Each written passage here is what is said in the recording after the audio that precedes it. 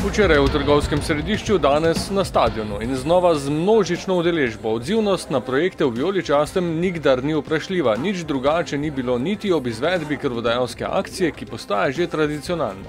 Ob sodelovanju z Univerzitetnim kliničnim centrom Maribor je NK Maribor že četrtič prispeval delež k zbiranju življenjske tekočine, ki jo v zdravstvenih ustanovah vedno potrebujejo. Projekt številka 4 je bil najuspešnejši doslej. Lani je bil izkupiček 140 udeležencev, 115 odvzemov in zbranih 51.750 ml krvi. Letošnja je akcija rekordov. Podatki so dovolj zgovorni. 245 sprejemov, 172 odvzemov in 77.400 ml krvi. Zdaj, čez poletje navadno zaloge padejo, vendar kadar imamo take akcije, se te zaloge tudi napolnijo.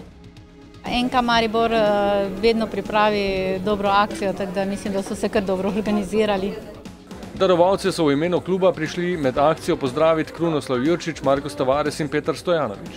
Z zahvalo za udeležbo in s ponosom, da se čut do ljudi, ki potrebujejo pomoč, v tolikšni meri izraža skozi akcije z vijoličnim humanitarnim pridihom.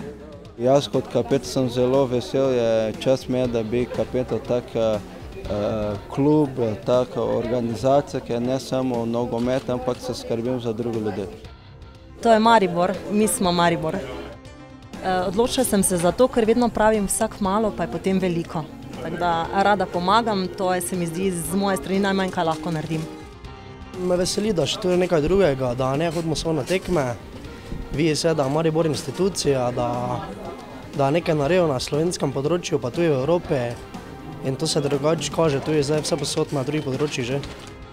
Četrta izvedba je postavila nove kriterije, toda izzivov po novih mejnikih nikdar ne zmanjka, zato nasvidenje prihodnje leto.